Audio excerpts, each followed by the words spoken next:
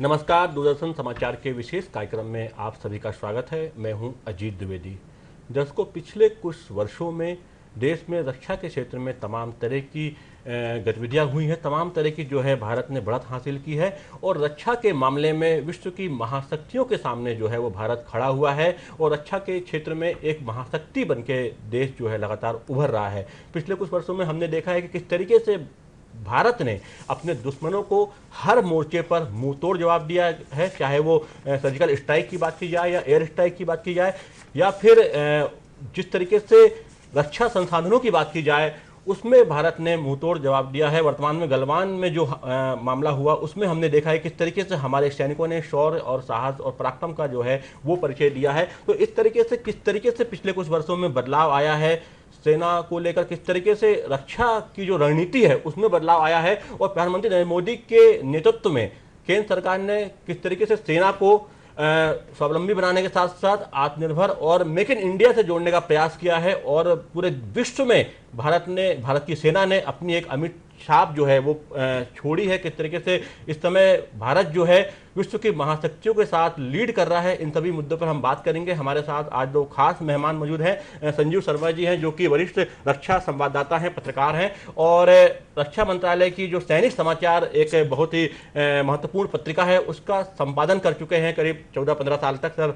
और साथ में लेफ्टिनेंट कर्नल नवीन कुमार झा हैं जो कि रिटायर्ड हैं आर्मी से और कई क्षेत्रों में सेना में काम कर चुके हैं। आप दोनों मेहमानों का बहुत बहुत स्वागत है कार्यक्रम में। नमस्कार। नवीन जी, अगर हम आपसे शुरुआत करें क्योंकि आपका एक लंबा अनुभव है सेना में काम करने का और हमने भी देखा है सेना से हर एक व्यक्ति का, एक भारतीय का बहुत ही इमोशनल एक जुड़ाव है और देश की हम कह सकते हैं कि जो एक बहुत महत्वपूर्ण एसेट जो है वो सेना है। तो पिछले कुछ वर्षों में आप क्या बदलाव देखते हैं, अगर हम बात करें 2014 से लेकर अभी तक, जो कि आपको लगता है कि बहुत बड़े बदलाव हुए हैं और एक सकारात्मक बदलाव जो है वो हुए हैं? मुझे लगता है कि भारत देश ने सबसे पहले तो अपना रोल इंटरनेशनली क्या है जी, उसमें थोड़ा प्रोग्रेस हुआ है जी। अब जब हम कहते हैं कि हम विश्व गुरु बनने की ओर अग्रसर हैं जी, तो हर फ्रंट पर हमारे एक पैराडाइम शिफ्ट हुआ है। जी, तो उसमें इकोनॉमिकली भी पैराडाइम शिफ्ट हुआ है और डिफेंस के क्षेत्र में भी अगर देखा जाए तो पैराडाइम शिफ्ट हुआ है। अगर आपको उस तरह का लेवल विश्व में एक नेतृत्व के पद पर पहुंचना है तो बहुत ज़रूरी है कि अपने जो आपके छोटे बंधन हैं जिन्होंने आपको बांध के रखा हुआ था इतनी सदियों से, उन चीज़ों को आप तोड़ें और एक पैराडाइम शिफ्ट के साथ डिसीजन लेना शुरू करें।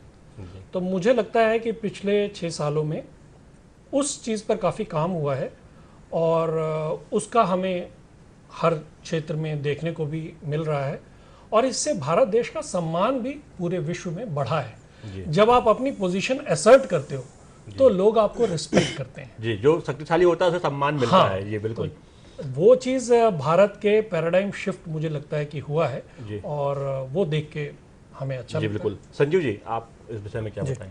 जी। नहीं, अजीत जी, सबसे पहले एक इतिहासकार के कोट से बात शुरू करेंगे। एक बड़े जाने माने इतिहासकार है जेफरी ब्लेनी।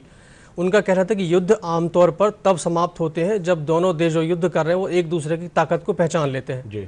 और अभी जैसे कि कर्नल साहब बता रहे थे, भारत की मौजूदा स्थिति कुछ इसी तरह की है कि अब जो हमारे दोस्त हैं, जो हमारे दुश्मन हैं, जो हमारे पड़ोसी हैं या जो दुनिया की जो और महाशक्तियाँ हैं वो ये पहचानने लगी हैं कि भारत अब क्या है, भारत की ताकत क्या है। तो जो आप नज़रिए की बात करते थे तो इन दिनों सबसे जो बड़ा परिवर्तन देखने को मिल रहा है, सेना के प्रति सोच और नज़रिया बदला है, सेना की सोच और नज़रिया बदला है, सेना के जोश में परिवर्तन आया है, सरकार के फैसलों में गति देखने को मिल रही है, निर्णय जल्दी होते हैं, सटीक होते हैं और प्रभावी निर्णय होते हैं और उसका जो रिजल्ट है वो ओवरऑल पूरे सेना के जोश, जुनून और उनके साहस में देखने को भी नज़र आ रहा है, मिल रहा है। जी बिल्कुल। नवीन जी, हम देखते हैं कि लंबे समय से हमने देखा है कि जस की तस वाली स्थिति रही है। सेना के मनोबल में कोई कमी नहीं थी, सेना के जोश में कोई कमी नहीं थी, सेना के आत्मविश्वास में कोई कमी नहीं थी, लेकिन जस की तस वाली स्थिति रहती थी, कई बार होता था कि बड़े फैसले शायद पॉलिटिकल लीडरशिप नहीं ले पाती थी, जिस कारण से सेना, चाहे हम मुंबई हमलों के बाद की जो स्थिति बने उसकी बात करें या संसद में जो हमला हुआ उसके बाद की स्थिति की बात करें, सेना बॉर्डर तक पहुंच गई लेकिन फिर भी उस समय कुछ एक्शन नहीं हो पाया। तो आपको लगता है कि क्या जो लीडरशिप होती है, उसकी जो विल पावर होती है, वो सेना को बहुत ज़्यादा मोटिवेट करती है, उसके लिए बहुत महत्वपूर्ण होती है? नहीं, देखिए, लीडरशिप की विल, सेना का मोटिवेशन जो है वो ऑलरेडी अपने टास्क को परफॉर्म करने के लिए हमेशा तैयार रहता है। जी। सेना क्या करेगी इसका डिसीजन पॉलिटिकल लीडरशिप को लेना होता है, क्योंकि हम पार्लियामेंट्री डेमोक्रेसी हैं। हाँ। और इसलिए हमारे यहाँ सेना हाँ। जो है बहुत ही अनुशासित। तो आप जब वो परमिट करेंगे, जी, जैसे अगर आप देखें तो प्लान्स हर तरह के तैयार रहते जी। हैं। अभी हमने उरी में देखा, बालाकोट में देखा, जैसे, तो ऐसा नहीं कि प्लान नहीं होता है। जी, जब पॉलिटिकल डिसीजन आपको मिल जाता है, उस प्लान को एग्जीक्यूट करने के लिए सेना हमेशा तैयार रहती है। जी। तो वो एग्जीक्यूट करने का डिसीजन लेना, ये गवर्नमेंट का काम है। और वो मुझे लगता है कि जब गवर्नमेंट ने डिसाइड किया, तो वो सारी चीजें हमने एग्जीक्यूट करके भी दिखाई हैं सेना ने। जी बिल्कुल। और संजू जी, जब कुछ ऐसा होता है और सेना को जब ऐसे मौके मिलते हैं, तो कहीं ना कहीं सेना के एक अपने आप को साबित करने का मौका मिलता है, और एक जैसे बदले वाली भावना जो एक होती है कि हाँ ऐसा हुआ है तो हमने भी ये कर दिखाया है, और कहीं ना कहीं एक मोटिवेशन भी बहुत हाई लेवल पे होता है। मजीद जी, देखिए, जिस देश का प्रधानमंत्री अपने सारे बड़े त्यौहार, दिवाली, होली या रक्षाबंधन या दशहरा सेना के बीच में जाके मनाए, और वो भी सेना के बीच में, मतलब बड़े शहरों या महानगरों में नहीं, बाकायदा बॉर्डर पे जाके, फॉरवर्ड एरिया में जाके मनाए, रक्षा मंत्री महीने में 2 बार सेना के बीच में जा रहे हो, या जहां सेना अध्यक्ष जो है, आर्मी चीफ है या CDS है, वो लगातार सैनिकों के साथ संपर्क में हो, उस सेना का हौसला तो बढ़ेगा ही, और निश्चित तौर से उनको काम करने की शक्ति, जो आप जो बात करते कि हौसला बढ़ेगा, तो बिल्कुल। अब देखिए ना, हमारे अभिनंदन सिंह जो थे पिछले, जो सर रेफरेंस भी दे रहे थे, उसकी बात है कि वो MiG-21 से F-16 को गिरा सकते हैं, F-16 को भगा सकते हैं। तो F-16 दुनिया के सबसे बड़े ताकतवर हवाई जहाजों में से एक लड़ाकू विमानों में से माना जाता है, और अगर हम MiG-21 से उस पर काबू पा रहे हैं, मतलब ये हमारे जोश का, हमारी ताकत का, और हमारे अंदर जो राजनीतिक सत्ता से जो ताकत मिल रही है, उसका नतीजा है। जी बिल्कुल। कहा जाता है कि मैन बिहाइंड मशीन जो है वो मैटर करता है, क्योंकि मशीन तो किसी के पास भी हो सकती है, लेकिन उसके पीछे जो ह्यूमन रिसोर्स है, वो कितना ट्रेन है, वो कितना मोटिवेटेड है, वो कितना तो त्वरित निर्णय लेने में सक्षम है, ये बहुत महत्वपूर्ण होता है। हाँ, ये आजकल जैसे बहुत ज़्यादा चर्चा चलती है कि राफेल आ गया, जी, और ये हो गया, तो आमतौर पे हम जो डिस्कशंस देखते हैं उसमें संख्या कितनी है, इनकी बातें होती हैं, नंबर्स पे ज़्यादा लोग बात करते हैं, ज़्यादा लोग बातें करते हैं। लेकिन आपको हमेशा ये चीज़ याद रखनी पड़ेगी कि पायलट का स्किल, जी, फिर किस तरह का आपका टैक्टिकल डॉक्ट्रिन है जी, हर एयरक्राफ्ट को डिप्लॉय करने का, जी, और उसके बाद आपका किस तरह का एयरक्राफ्ट है, कितनी संख्या में है, ये सारी चीजें मैटर करती हैं। जी, बहुत अच्छा हथियार हो सकता है, अब जैसे इन्होंने कहा कि F-16 माना जाता है ज्यादा उम्दा हथियार है, जी, लेकिन अगर आपका डॉक्ट्रिन, आपके पायलट की स्किल कम माने जाने वाले जहाज के साथ भी जी, ज्यादा स्किल्ड पायलट है, जी, तो वो अच्छा परफॉर्म उसको करेगा, अच्छा परफॉर्म कर सकता है। जी, तो ये अपने को इवॉल्व करते रहना देश में बहुत इंपॉर्टेंट होता है।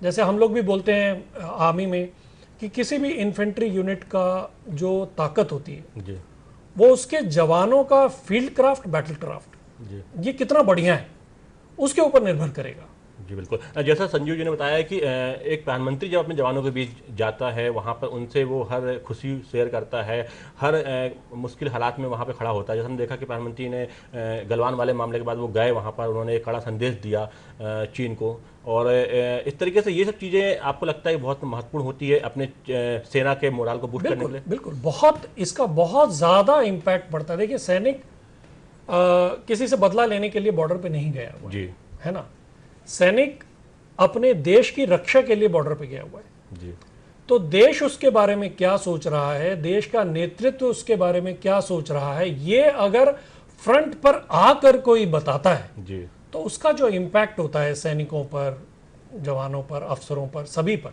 वो बहुत ज़बरदस्त होता है। और इसीलिए फिर आप देखेंगे कि उस तरह का नेतृत्व जब भी आया, तो लोग अपेक्षा से ज़्यादा परफॉर्म करके दिखाते हैं, तो उसका सही में बहुत असर पड़ता है। और सैनिक को ये महसूस होता है कि जिनकी रक्षा के लिए मैं यहाँ आया हुआ हूँ वो मेरे पीछे खड़े हैं और वो चीज मुझे कन्वे हो रही है रोज जी। ये बात बहुत इंपॉर्टेंट होती है। और बिल्कुल तो वो अगर कोई भी नेतृत्व ऐसा करता है तो उस देश की सेना बहुत अच्छा करती और है। हमने देखा है कि प्रधानमंत्री नरेंद्र मोदी ने जब से उन्होंने पदभार संभाला है, उन्होंने अपने त्यौहार जो सेना के साथ मनाए वो जब हर मुश्किल घड़ी में सेना के बीच पहुंच जाते हैं और अपने हाथों से उन्होंने जवानों को मिठाइयाँ खिलाई है। तो ये भी एक बहुत बड़ी बात है कि एक प्रधानमंत्री जो अपने हर जवान को मुंह मीठा करा रहा है। और अपने ऐसे विजुअल हम देखते हैं तो कहीं ना कहीं हमें भी गर्व होता है, हर भारतवासी को गर्व होता है। और जो सैनिक वहाँ उपस्थित नहीं है वो भी कहीं ना कहीं गर्व महसूस करते होंगे कि हमें ऐसी लीडरशिप मिली। जी अजीत जी, आपकी बात को आगे बढ़ाते हुए कि केवल सैनिक ही नहीं, सैनिक के परिवार भी, जी, उनके बच्चे, उनकी पत्नियां, उनके माँ बाप जो पीछे जिनको वो छोड़ के गए हैं, तो जब वो परिवार ये देखता है कि अरे नहीं, उनके बच्चे का या उनके बेटे का या उनके सैनिक का या उसके पति का ख्याल रखने पूरी सरकार ख्याल रख रही है, प्रधानमंत्री जाके मिठाई खिला रहे हैं जैसे आपने बताया, या कभी किसी की शहादत, बिल्कुल किसी की शहादत होती है तो वो देख रहे हैं कि बड़े खुद प्रधानमंत्री जाके श्रद्धांजलि दे रहे हैं या रक्षा मंत्री जाके खड़े हो रहे हैं और फिर सरकार उस परिवार की बाद में पूरे उनकी चिंता कर रही है, आर्थिक, सामाजिक, सभी तरह के पहलुओं की। तो निश्चित तौर पर उनका हौसला बढ़ता है और जब परिवार मजबूत रहता है तो वो अपने सैनिक को, अपने पति को, अपने बेटे को भी उतना ही मजबूत रखता है। सैनिक ज्यादा मजबूती से मोर्चे पे डटा होता है। आपके लिए देखिए एक ये बात भी होती है कि लोगों का जज्बा जी सेना में जाने का, वो इसी बात पर सेना पूरा काम ही करती है नाम नमक निशान। ठीक है, उसको पैसा या बहुत फेमस होना इन चीजों से बहुत ज्यादा लेना देना नहीं है जी। लेकिन जैसे ही आप इस तरह का जेस्चर शो करते हैं तो पब्लिक में भी ये मैसेज जाता है और बहुत सारे लोग फिर सेना में आने को और उस मोटिवेशन से काम करने को तैयार होते हैं। तो इसका बहुत मल्टीपल लेवल पे इफेक्ट आता है और जो मुझे लगता है बहुत बढ़िया हो रहा है अभी देखिए। अभी हम लोग जो ट्रेनिंग की बात आपने उठाई थी, कर्नल साहब भी इसमें कुछ जुड़े थे, तो एक प्रसंग याद आता है जब हम सैनिक समाचार का संपादन जिन दिनों कर रहे थे तो एक एक्सरसाइज हुई थी अमेरिका और भारत के बीच में। अमेरिका जो F-16 लेके आए थे और भारत के पास उस समय मिग 21 ही होते थे। तो बताते हैं कि F-16 से जो वो निशाना लगा रहे थे उससे ज्यादा सटीक मिग 21 से हमारे जो एयरफोर्स के पायलट से वो लगा रहे थे। तो मतलब ये देखने की बात है कि जो कर्नल साहब भी बोल रहे थे कि मशीन कितनी लेटेस्ट है ये जरूरी नहीं है, आप जो ट्रेनिंग है आपकी वो और ट्रेनिंग और आपका कुछ कर गुजरने का जो मादा है वो कितना है उस पर। मैं आपको बता दूं कि इस निशानेबाजी का मैं भी प्रत्यक्ष साक्षी रहा हूं। अंबाला जब मैं भी रक्षा पत्रकारिता जब मेरा सिलेक्शन हुआ था कोर्स के लिए तो मैं अंबाला जो एयरबेस था वहाँ जो फायरिंग रेंज थी तो वहाँ पर हमें ले जाया गया था। वहाँ पर किस तरीके से हमारे जवानों ने, हमारे जो पायलट थे, फाइटर पायलट, उन्होंने किस तरीके से निशाना लगाया था वो प्रैक्टिस थी लेकिन वो बिल्कुल एक्यूरेट लगा था और हमने जाकर देखा भी था लोकेशन पे कि कैसा लगाया। वो यही बात है कि जब मिग 21 जैसे मतलब एक तरह से गुजरे जमाने के विमान से हम इतना कारनामा कर रहे हैं तो जब रफाल हमारे पास होगा जिसको कि 4th 5th जनरेशन का एयरक्राफ्ट बोल रहे हैं, लड़ाकू विमान बोल रहे हैं, तो फिर हम क्या नहीं कर सकते हैं। और इस बात को चीन भी समझ रहा है, पाकिस्तान भी समझ रहा है या दुनिया के दूसरे देश भी जान रहे हैं। शायद यही कारण है कि अब जो ये देश हैं जो पहले आंखें दिखाते थे अब वो मिलकर बैठकर बात कर रहे हैं, तमाम मुद्दों पर चर्चा करने के लिए तैयार हैं। हाँ, मुझे ये लगता है कि एक डॉक्ट्रिन जो है वो टूटा है, एक डॉक्ट्रिन टूटा है कि नहीं ये तो सह लेंगे, जो भी होगा इनके साथ ये सह लेंगे, कुछ रिटेलिएट नहीं करेंगे, इसका जवाब नहीं देंगे एक तरीके से। वो मुझे लगता है कि गलवान के इंसिडेंट्स ने जी, अगर चाइना के पर्सपेक्टिव में हम इस चीज को देखें तो गलवान के बाद गलवान की जो घटना हुई और उसमें जो हमारे सैनिकों ने शौर्य दिखाया जी, जो कि एक्सपेक्टेड नहीं था जी चाइना को, है ना, तो उसके बाद से एक पैराडाइम शिफ्ट हुआ है कि अब वो 62 वाला डर दिखा करके हम इंडिया को दबा के नहीं रख सकते। चाइना को ये लग रहा था कि हम वही एक तरफ हम इकोनॉमिकल बातें करेंगे, डिप्लोमेटिक बात करेंगे और दूसरी तरफ हम ये डराने वाला प्रोसेस भी चालू रखेंगे। तो वो चीज़ मुझे लगता है कि अब टूटी है।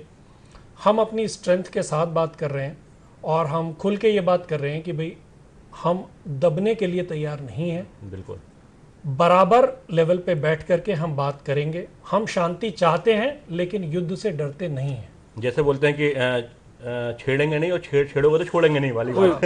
बिल्कुल, जैसे सर की बात में 2 लाइनों कि अब हम आंख से आंख मिला के बात करने वाली सेना है, हम टिट फॉर टैट वाली सेना है कि जैसे को तैसा, अगर आप वही आप जो कह रहे हैं कि जैसे अगर छेड़ोगे तो हम उसका उसी तरह से आपको जवाब देंगे। जी अगर बात की जाए, एक मानसिक दबाव था, पाकिस्तान जैसा देश जो था वो कहीं ना कहीं आतंकवाद लगातार सप्लाई करता था, लगातार भारत पे एक मानसिक दबाव बना रखा था कि ये नहीं नहीं, अगर कुछ कार्रवाई करेंगे तो वो परमाणु बम ही गिरा देंगे या कुछ बड़ी कार्रवाई कर देंगे। ये भी एक मानसिकता हटी है जब से सर्जिकल स्ट्राइक हुई है या एयर स्ट्राइक हुई है कि नहीं, हम उत्तर दे सकते हैं, बड़े स्तर पर दे सकते हैं और उसके बाद जो है स्थितियाँ संभाल भी सकते हैं। देखिए, ये गीदड़ भभकी तो मुझे लगता है कारगिल वाले समय में ही खत्म हो गई जी, कि आप न्यूक्लियर वॉर कर लेंगे, जी। वो बात तो खत्म हो गई उसी समय में।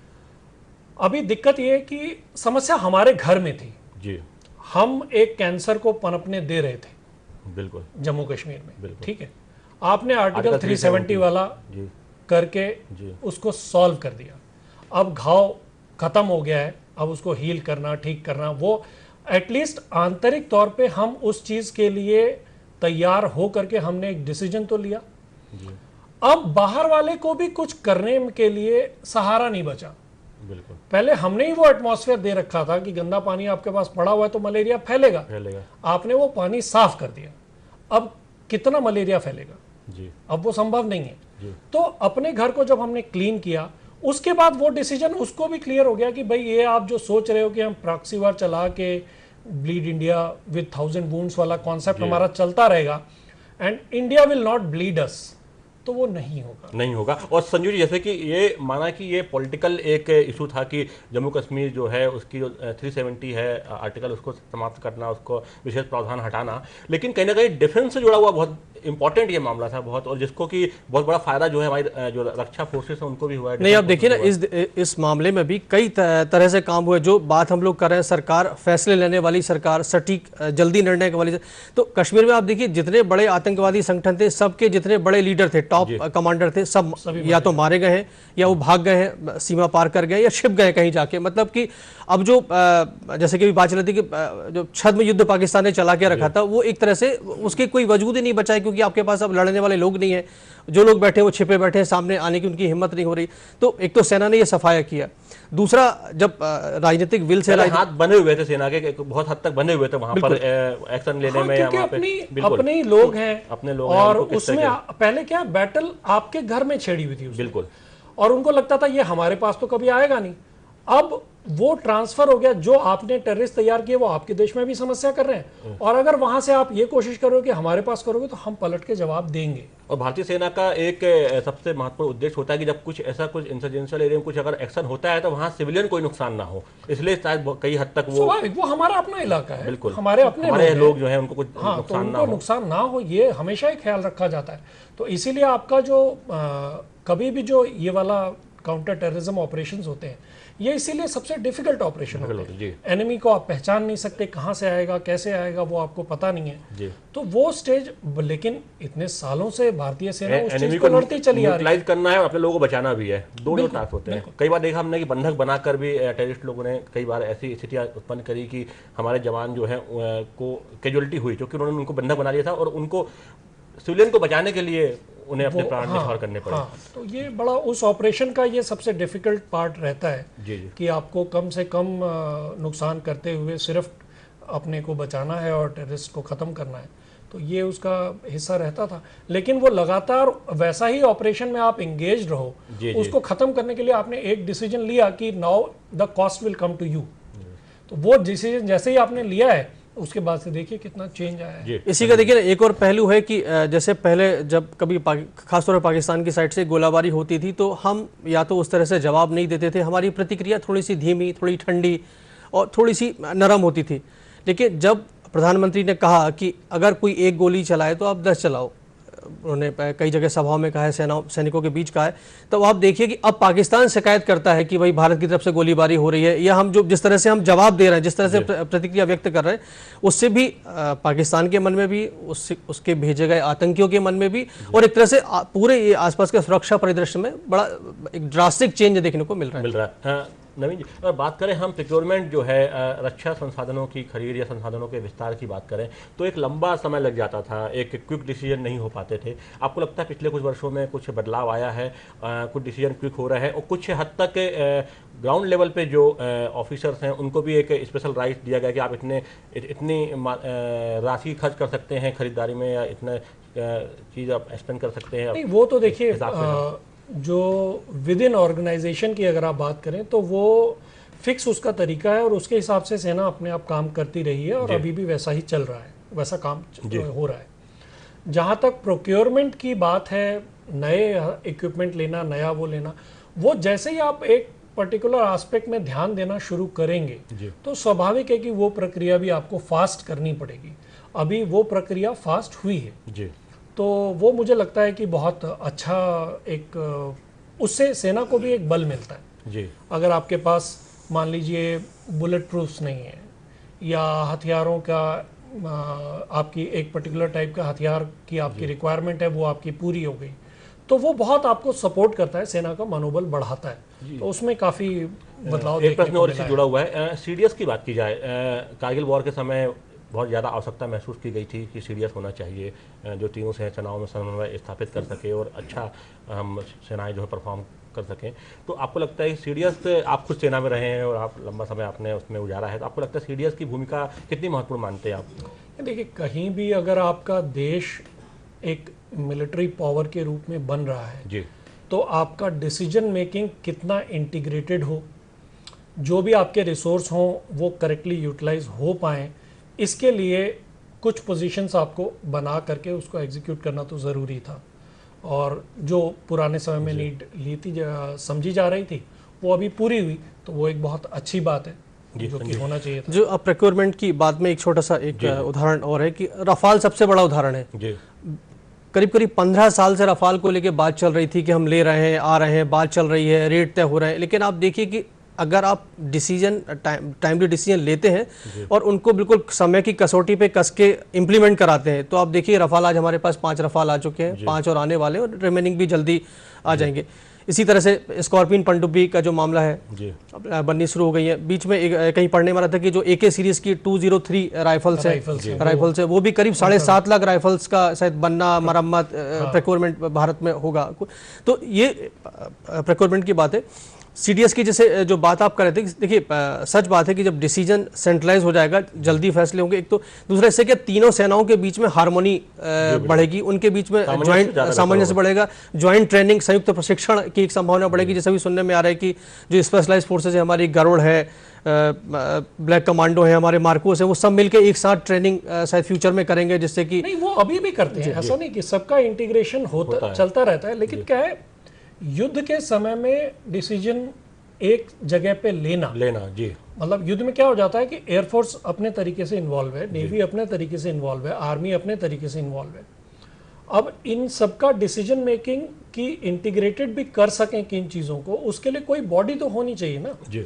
तो वो रिक्वायरमेंट अभी पूरी हुई, और जो अब अपना देश जैसे जैसे आगे बढ़ता चला जाएगा और ये जितना ज़्यादा हमारी सिनर्जी बढ़ेगी उतना ज़्यादा हम अपने को और सशक्त महसूस कर पाएंगे और इम्प्लीमेंट कर पाएंगे, दिखा पाएंगे कि हमारी शक्ति। और यही शायद इसका एक और एक्सटेंशन हम देख सकते हैं कि जो अभी अंतर्राष्ट्रीय स्तर जो कई देशों के साथ संधियां हुई हैं, रक्षा संधियां हुई हैं, ऑस्ट्रेलिया है, अमेरिका है, या हम जापान की बात करें तो वो भी एक बहुत महत्वपूर्ण पार्ट है। कहीं ना कहीं ये अंतर्राष्ट्रीय सहयोग भी काफ़ी बढ़ा है। बिल्कुल, डिप्लोमेटिक लेवल पे जितना आप अंतर्राष्ट्रीय सहयोग बढ़ाएंगे, क्योंकि युद्ध कभी भी ऐसा नहीं होता कि सिर्फ दो देशों के बीच का युद्ध है और बात खत्म हो गई जी। युद्ध में हमेशा बहुत सारे लोग इन्वॉल्व होंगे। अभी जैसे चाइना उभर के आ गया और पैसिफिक रीजन में आपको जापान का सपोर्ट चाहिए, ऑस्ट्रेलिया का सपोर्ट चाहिए, अमेरिका का सपोर्ट चाहिए, तो जब तक आप इन सभी देशों के साथ संबंध बहुत अच्छे नहीं रखेंगे और मिलिटरीली आपने एक्सरसाइजेस करके इंटीग्रेटेड अगर रिक्वायरमेंट हो तो ऑपरेट करने की कैपेबिलिटी नहीं बिल्ड करेंगे तो आप वैसा कर नहीं पाएंगे। जी बिल्कुल, संजू जी आप। हाँ बिल्कुल, ये सारी बातें तो सच है। हम जो बात करें उसमें दो बहुत जरूरी उदाहरण छूटे जा रहे हैं, चिनूक और अपाचे जी। जो जैसे कि अगर बिल्कुल अगर हाँ फाइटर एयरक्राफ्ट रफाल है तो चिनूक और अपाचे भी कहीं ना कहीं उसको सहयोग देने के लिए बहुत ज़रूरी हिस्से हैं भारतीय सेना के। और एक और जब आप अजीत जी सरकार के फैसलों की बात जब हम करते हैं या निर्णयों की बात करते हैं तो वन रैंक वन पेंशन भी एक ऐसा मुद्दा है जिस पे आज चर्चा होनी बड़ी ज़रूरी है और बेहतर होगा कि कर्नल साहब उस पर ज़्यादा प्रकाश डालेंगे। जी बिल्कुल बिल्कुल। अब समय की बिल्कुल संक्षिप्त बोले यहाँ पर। नहीं, ये बहुत समय से ये बात चली आ रही थी और ये डिमांड थी सेना की, और उसको इस गवर्नमेंट ने डिसीजन लेके उसको इम्प्लीमेंट किया है, तो उसका एडवांटेज मिल रहा है। और लगातार जो है सभी मोर्चों पर कोशिश की जा रही है कि सेना को और मजबूत बनाया जाए। अंतर्राष्ट्रीय स्तर पर तमाम तरह के सहयोग जो है वो अब मिल रहे हैं और भारत जो है रक्षा के मामले में विश्व शक्ति बनता जा रहा है, मजबूत होता जा रहा है। वसुधैव कुटुंबकम जो है उसको हम फॉलो करते हैं, लेकिन कोई हमें आंख दिखाए ये हम सहन नहीं करेंगे। अब हम आंख से आंख मिलाकर बात कर रहे हैं और ये हम देख रहे हैं कि पिछले कुछ सालों में ये संभव हो पाया है। आप दोनों मेहमानों का बहुत बहुत धन्यवाद आज के कार्यक्रम में शामिल होने के लिए। कार्यक्रम में भी इतना ही, फिर मिलेंगे, तब तक के लिए पूरी टीम को दीजिए आज्ञा। नमस्कार।